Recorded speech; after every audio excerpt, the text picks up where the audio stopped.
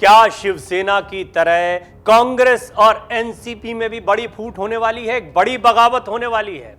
इस खबर में इसलिए दम है क्योंकि ये बात कोई ऐसा व्यक्ति कह रहा है जो बहुत ही महत्वपूर्ण पद पर बैठा हुआ है। और अगर ये कहा जाता है कि एनसीपी और कांग्रेस में भी फूट हो सकती है या बड़ी तादाद में बीजेपी में शामिल हो सकते हैं उनकी पार्टी के कई नेता या विधायक, तो ये बहुत गंभीर स्थिति विपक्ष के लिए या महाविकास आघाड़ी के लिए इस वक्त दिखाई पड़ती है। महाराष्ट्र में शिवसेना में पहले ही बड़ी फूट की वजह से सरकार गिर चुकी है।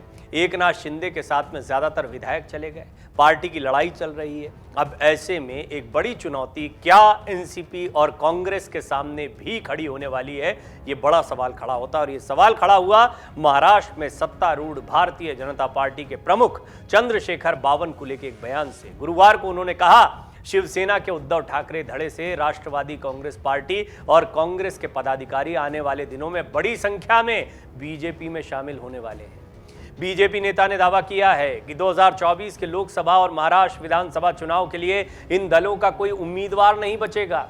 महाराष्ट्र बीजेपी अध्यक्ष ने अमरावती जिले के शिवसेना प्रमुख राजेश वानखेड़े और शिवसेना के ठाकरे गुट के अन्य सदस्यों के बीजेपी में शामिल होने के बाद एक संवाददाता सम्मेलन को संबोधित किया। बावनकुले ने कहा, शिवसेना की लगभग पूरी अमरावती इकाई वानखेड़े के साथ बीजेपी में शामिल हो गई है।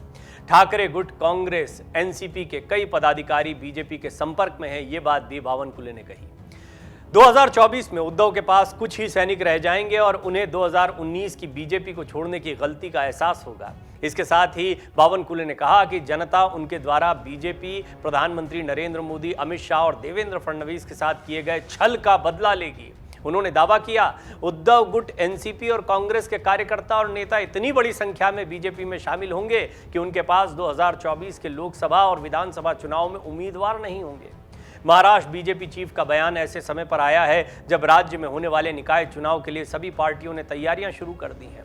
हाल ही में मुंबई दौरे के दौरान केंद्रीय गृह मंत्री अमित शाह ने पार्टी का चुनावी बिगुल फूंका था। उन्होंने कहा था कि उद्धव ठाकरे को उनकी जगह दिखाने का समय आ गया। गहरे घाव की बात कही थी अपनी जगह पर। हालांकि चुनावी समय में काफी नेता एनसीपी और कांग्रेस के बीजेपी में शामिल हुए थे।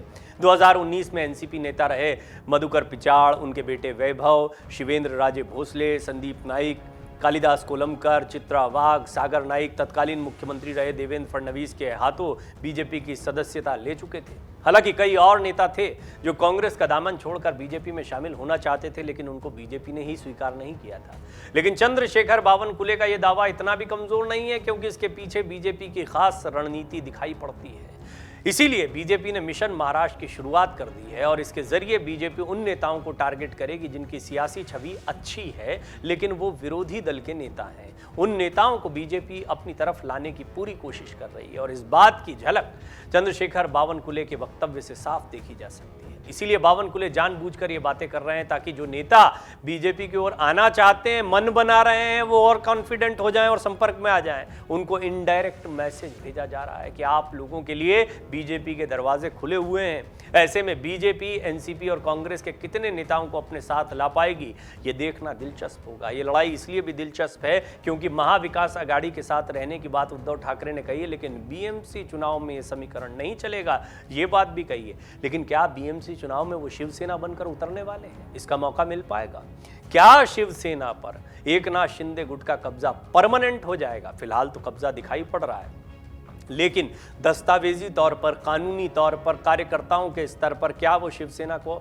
अपने हाथ में ले पाएंगे? दूसरी महत्वपूर्ण बात, दशहरा रैली के पहले ये तय हो जाएगा कि किसके साथ शिव सैनिक खड़े दिखाई देते हैं। ये बात भी तय है, जिसकी ताकत होती है उसके पीछे बाकी के लोग भी आ जाते हैं। इस वक्त सत्ता में फडणवीस और एकनाथ शिंदे दिखाई दे रहे हैं। चंद्रशेखर बावनकुले लगातार पार्टी को मजबूत करने के प्रयास कर रहे हैं। एक और बड़ी बात है कि अब शिंदे गुट में कोई नहीं आ रहा, सीधे डायरेक्ट एंट्री बीजेपी में है।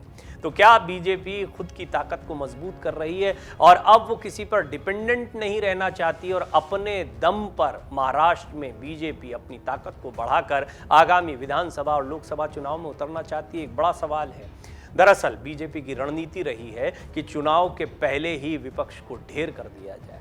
इन्हीं कोशिशों के तहत कई बड़े नेताओं और चेहरों को अपने साथ जोड़ने के प्रयास बीजेपी कर रही है। इसकी बड़ी वजह यह भी है क्योंकि आगामी चुनाव को लेकर जो रणनीतियां बन रही हैं उनमें ढूंढे से आपको कार्यकर्ता ना मिले, आपको उम्मीदवार ना मिले तो चुनौती और बढ़ जाती है। कई लोकप्रिय चेहरों को साथ में ले आते हैं। इसके साथ साथ में दिक्कत एक बड़ी ये भी होती है कि पहले से ही बीजेपी का काडर मजबूत है, बीजेपी ने अपने प्रदर्शन को सुधारा है। ऐसे में बीजेपी के कार्यकर्ताओं का ही हिस्सा इन लोगों को जाएगा और जो भी पार्टी में बाहर से आता है वो किसी उम्मीद के साथ आता है, किसी वादे के दम पर आता है। तो ऐसे में क्या सबको किए गए वादे पूरे हो पाएंगे, ये भी एक महत्वपूर्ण सवाल रहेगा। बहरहाल ये आगे की बात है, दूर की कौड़ी है। अभी सबसे बड़ा मिशन ये है कि महाराष्ट्र में बीजेपी कोशिश कर रही है कि जैसे शिवसेना में दो फाड़ हुआ है, इसी तरह कांग्रेस और एनसीपी में भी बड़ी फूट हो और ज़्यादा से ज़्यादा तादाद में नेता कार्यकर्ता उनके साथ शामिल हों। और ये बात पार्टी के प्रमुख चंद्रशेखर बावनकुले खुलकर कह रहे हैं। डाउनलोड करें अमर उजाला ऐप और पाएं खबरें लगातार। अगर आप ये वीडियो YouTube पर देख रहे हैं तो हमारे चैनल को सब्सक्राइब करें और बेल आइकन को दबाना ना भूलें। अगर आप Facebook पर ये वीडियो देख रहे हैं तो हमारे पेज को लाइक करें।